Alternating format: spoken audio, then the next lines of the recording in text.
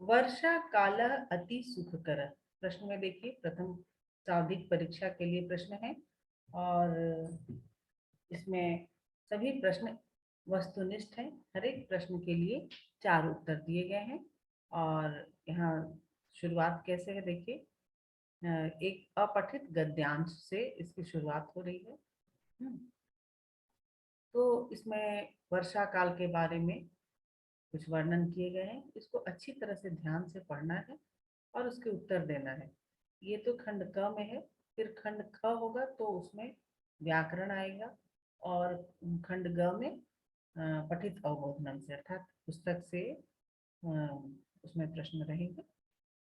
तो आप लोग देखिए कि ये एक अनुच्छेद है। इस अनुच्छेद को पढ़िए और बहुत अच्छी तरह से इसका उत्तर दीजिए। जैसे वर्षा काल कीदृश भवति, इसमें प्रथम पंक्ति में ही लिखा हुआ है कि वर्षा काल अति सुखकर भवति। इसमें प्रथम पंक्ति में ही देखिए कि क्या लिखा है कि वर्षा काल अति सुखकर भवति। आप देखिए यहाँ लिखा हुआ है ना। तो यहाँ जो प्रश्न दिए गए हैं, दुख कर, सुख कर, आतप युक्त, प्रसन्न, तो उत्तर होगा सुख कर। अब अगले प्रश्न की ओर चले। के कृषि कार्यम कुर्वन्ति, कृषि कार्य कौन करते हैं? तो यहाँ उत्तर आराम से है कि कृषक जो है वही कृषि कार्य करेंगे। कृषका, श्रमिका, लिपिका, सेवका, तो यहाँ कृषका। अब अगले प्रश्न की ओर चले। नंबर 3, किम जल पूर्णम भवति, जल से भरा हुआ क्या रहता है? नभा की सरह की कूपा की पंथा। तो आप यहाँ पर देखिए कि जल पूर्ण के लिए क्या लिखा है। आप देख सकते हैं यहाँ पर सरह जल पूर्ण भवति, मतलब सरोवर जो है वो जलपूर्ण होता है। के गीतम गायंती, गीत कौन गाते हैं? तो आप यहाँ देख सकते हैं, यहाँ उत्तर में आया है मंडुका। देखिए आप यहाँ देखिए मंडुका, मंडुका जलाशय, ये मंडुक का मतलब होता है मेढक, मेढक जलाशयों में गीत गाते हैं। अब अगले प्रश्न की ओर चले। देखिए यहाँ मंडुका उत्तर में है। तो ये इस तरह से अपठित अवबोधन के 4 प्रश्न हैं। अब यहाँ देखिए खंड ख आ रहा है, इसमें अनुप्रयुक्तम व्याकरणम, अनुप्रयुक्त व्याकरण है। तो इसमें जो प्रश्न है वो है विष्णु जोड़ उदय, विष्णु धन उदय अस्य संधि पदम की किम। तो विष्णु और उदय, उ और उ दोनों हर्ष उ है, दोनों मिलकर के दीर्घ उ हो जाएगा। तो सही उत्तर यहाँ ख होगा, विष्णुदय, बड़ी ऊ की मात्रा, दीर्घ ऊ की मात्रा। अब देखिए नायक, नायका का संधि विच्छेद करना है। तो ये नए जोड़ अक, नए, ए और अ है ना, तो इसमें अय बनता है। ये अयाति संधि का उदाहरण है, इसलिए नए जोड़ अक, यही उत्तर सही होगा। अब आगे देखिए सु जोड़ आगतम। तो ये ज्यादातर बच्चों को पता रहता है, तो स्वागतम है ना, ठीक है। क इसका उत्तर होगा। अब आगे देखिए चंद्रोदय, इसका संधि विच्छेद करना है। चंद्र जोड़ उदय, जैसे सूर्योदय का सूर्य जोड़ उदय, तो चंद्रोदय का चंद्र जोड़ उदय, यहाँ घ में, यहाँ चंद्र नहीं लिखेंगे, चंद्रा नहीं लिखेंगे, चंद्र जोड़ उदय। ये आपको गुण संधि का उदाहरण है। फिर है यथाशक्ति, अस्य विग्रह पदम किम, यथाशक्ति का विग्रह पद लिखना है। तो विग्रह करने के लिए जब यथा होता है तो अनतिक्रम में शब्द है वो लगाते हैं। तो अनतिक्रम में तो यहाँ दो दो जगह आया है, तो थोड़ा देखेंगे शक्ति, यहाँ द्वितीय विभक्ति में शक्ति अनतिक्रम, ये क इसका उत्तर होगा, ठीक है। फिर रामस्य दास, अस्य समस्त पदम किम, राम का दास, तो रामदास है, ये तो पुरुष में आ गया। रामस्य दास, इसका समस्त पद क्या बनेगा? रामदास। अब अगला देखें न आदि, जिसका कोई आरंभ न हो। ये न जहां भी लगा होता है वो नकारात्मक, जब उस तरह का आता है निषेधात्मक की तरफ न से, तो नई समास का उदाहरण होता है नई तत्पुरुष का। तो ये अनादि, न आदि तो समस्त पद क्या बनेगा, अनादि। घनश्याम, घनश्याम, घनश्याम करता होता है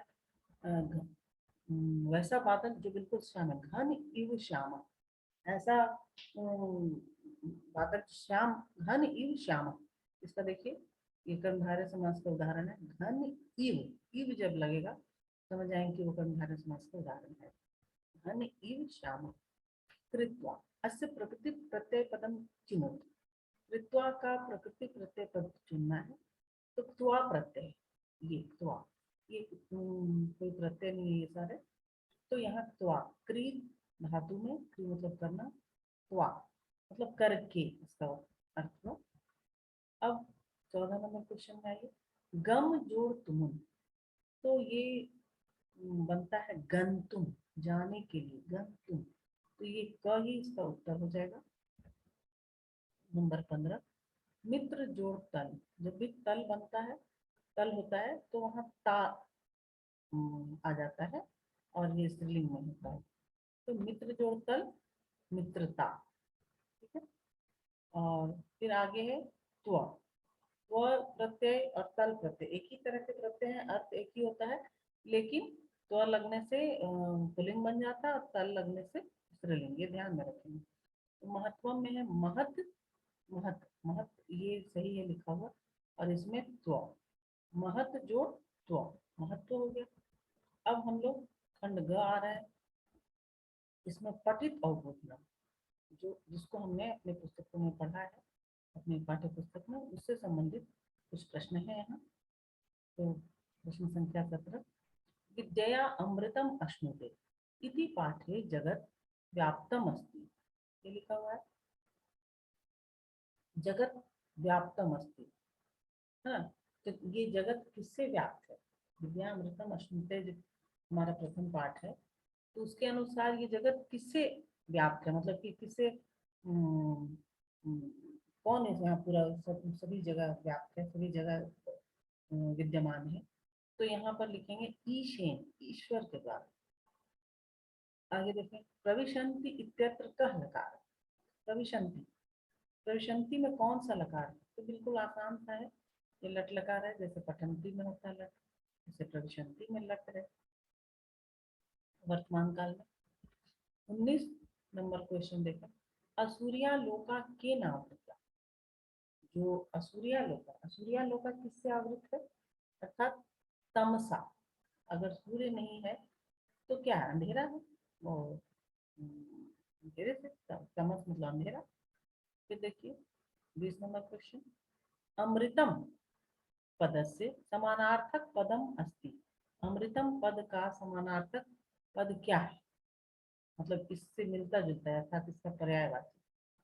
तो इसका क्या है, अमरता है कि मृत्यु है कि विष है कि मरण है, तो ये सब तो नहीं होगा, अमरता ही इसका समानार्थक शब्द हो गया। और भवभूति विरचितम काव्यम अस्ति, हम लोगों ने पढ़ा है उत्तर रामचरितम से संबंधित एक पाठ है हमारे पुस्तक में, बाल कौतुकम। तो भवभूति विरचितम काव्यम अस्ति, भवभूति से द्वारा रचित काव्य कौन सा है, उत्तर रामचरितम, उत्तर होगा घ।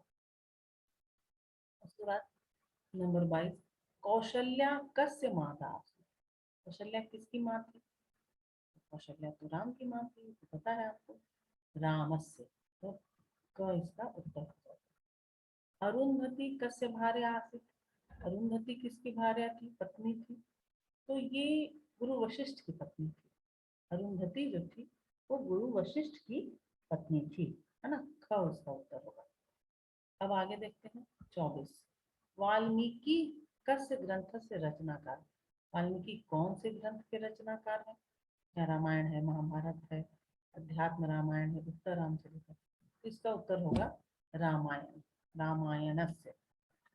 अब आगे देखिए, कर्म गौरवम इति पाठ कस्मात् ग्रंथात् संकलित, कर्म गौरवम पाठ जो है हमारे पुस्तक में, वो किस ग्रंथ से लिया गया था, किस पुस्तक से उद्धृत है या संकलित है, ये श्रीमद् भगवद गीता से संकलित है, ठीक है। अब आगे देखें, श्री कृष्ण कस्य पुत्र आसीत्, कृष्ण किसके पुत्र थे? तो बहुत आसान सा प्रश्न है, ये आपको जानना चाहिए। तो ये वसुदेव के पुत्र थे, है ना, वसुदेव के पुत्र है, इसलिए श्री कृष्ण को वासुदेव भी कहते हैं। वसुदेव और वासुदेव में अंतर, वसुदेव कृष्ण के पिता है और वासुदेव श्री कृष्ण स्वयं है। अब आगे देखिए, महाभारत का जो हम लोग या भगवत गीता का हम लोग पढ़े हैं कर्म गौरवम, उससे ये प्रश्न है, विषादग्रस्त कः आसीत्, दुखी कौन था, विषादग्रस्त कौन था? तो भीम, कि नकुल, कि अर्जुन, या दुर्योधन? तो युद्ध में तो अर्जुन ही दुखी हो गया था, और वो अपने हथियार बिल्कुल डाल रहा था, बोला था नहीं मुझे तो युद्ध नहीं करना है। तो यहाँ पर दुखी कौन था? अर्जुन। हम आगे देखिए, लाभ इति पदस्य विलोम पदम भवति। लाभ का विलोम क्या है? अलाभ, कि फल, कि कर्म, कि दुर्गुण? लाभ का विलोम अलाभ ही होगा। अब आगे देखें, बाण भट्ट आसीत, बाण भट्ट था, थे, कौन थे भाई? पद्यकार, स्वर्णकार, गद्यकार, चित्रकार? तो इसका उत्तर है गद्यकार। संस्कृत साहित्य के मूर्धन्य गद्यकार बाण भट्ट माने जाते हैं, और इनके बारे में कहा भी जाता है कि बाणोच्छिष्टम जगत सर्वम, अर्थात अगर कुछ भी है संस्कृत साहित्य में गद्य, खास करके गद्य में, तो वो सभी बाण का जूठा है, अर्थात बाण से अलग कुछ भी नहीं है, उनसे कुछ भी छूटा नहीं है गद्य में। अब 30 नंबर प्रश्न में आइए, बाण भट्ट से रचना अस्ति, बाण भट्ट की कौन सी रचना, बहुत प्रमुख रचना है? कादम्बरी, ये आपको याद रखना है, गद्य साहित्य का सबसे प्रमुख ग्रंथ है संस्कृत साहित्य में, तो कादम्बरी। 31 नंबर प्रश्न, शुकनासोपदेश तस्मात् ग्रंथात् संकलित अस्ति, शुकनासोपदेश जो है वो किस ग्रंथ से संकलित है? तो ये कादम्बरी से ही है ना, तो यहाँ लिखा हुआ कादम्बरी ग्रंथ हमारे पुस्तक में है, शुकनासोपदेश का एक चैप्टर, वो कादम्बरी से लिया गया। अब आगे देखिए 32 नंबर प्रश्न, यौवनारंभे का कालुष्यम पायति, यौवन के आरंभ में किसमें कलुषता आ जाती है? अगर युवावस्था आरंभ हो गई है तो ज्यादातर कलुषता किसमें आती है? गति में, बुद्धि में, रीति में, शुद्धि में? तो ये बुद्धि में, यौवन में थोड़ा, युवावस्था में बुद्धि ढंग से काम नहीं करती है। तो ऐसे सबकी नहीं होती है, फिर भी एक कहावत है। 33 में देखिए, 33 नंबर में, सर्वत्र डैश, हमारी ये पुस्तक से है, इसलिए हमको देखना है कि वहाँ पुस्तक में क्या है। तो अस्ति सर्वत्र नीरम नीरज राजतम, एक है श्लोक उसी से, तो सर्वत्र नीरम अस्ति, ये हम लोग लिखेंगे, ठीक है। अब आगे देखेंगे 34 नंबर प्रश्न, नीर क्षीर विवेके का समर्थक है? नीर क्षीर विवेक अर्थात अच्छे और बुरे का पहचान जो है, उसमें कौन समर्थ है? तो प्रश्न के अनुसार, हम्म, तो श्लोक के अनुसार राजहंस, राजहंस जो है वो निरक्षीर विवेकी है, अर्थात बहुत बुद्धिमान है, तो बुद्धि का परिचय बताया गया है। अब अगला प्रश्न देखें, रसाल से अपरः नाम भवति, रसाल अर्थात आम, आम का दूसरा नाम क्या है? तो यहाँ आम्रम है ही, तो क, रसाल के लिए क आया, आम्रम। फिर 36 में देखिए, पापात का निवारण, पापान निवारयति योजयते हिताय, ऐसा वाला एक श्लोक आपने पढ़ा होगा, भर्तृहरि का लिखा हुआ है नीति शतक से। तो उसमें पाप से हमें कौन बचाता है? तो हमारे जो अच्छे मित्र होते हैं, जैसे अमित्रम, कुमित्रम, सदमित्रम, मित्रम, तो क्या है? सदमित्रम, ये सही होगा, सदमित्रम। फिर आगे देखिए नंबर 37, नल चंपू उदाहरण मस्ती, नल चंपू किसका उदाहरण है? तो नल चंपू जो है, तो चंपू काव्य का ही उदाहरण है, चंपू लगा हुआ है, तो गद्य पद्य संयुक्त रचना जो होती है ना, उसको चंपू काव्य कहते हैं, वही चंपू काव्य है, नल चंपू। नल और दमयंती की किस्म कथा है। 38 देखिए, अभिज्ञान शाकुंतलम नाटक से नाटककार, इसके नाटककार कौन है? ये कालिदास की रचना है अभिज्ञान शाकुंतलम।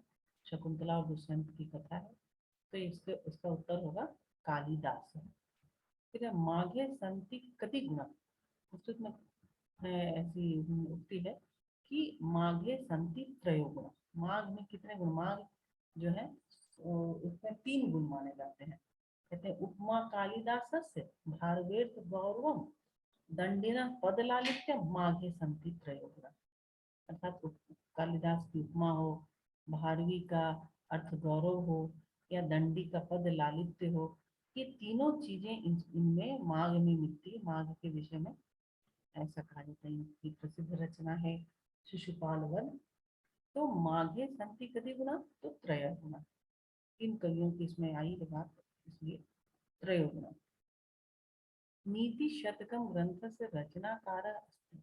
ये मैंने बताया आपको कल कि नीति शतक ग्रंथ के रचनाकार क्या है, तो भर्तृहरि। ये नीति शतक भर्तृहरि की रचना है। तो इस तरह से आप इस प्रश्न के उत्तरों को दोबारा भी देखेंगे और बार बार देखेंगे तो ये आपको पूरी तरह समझ में आ जाएगा। धन्यवाद बच्चों, आप इसे जरूर देखें और इसको अपनी कॉपी में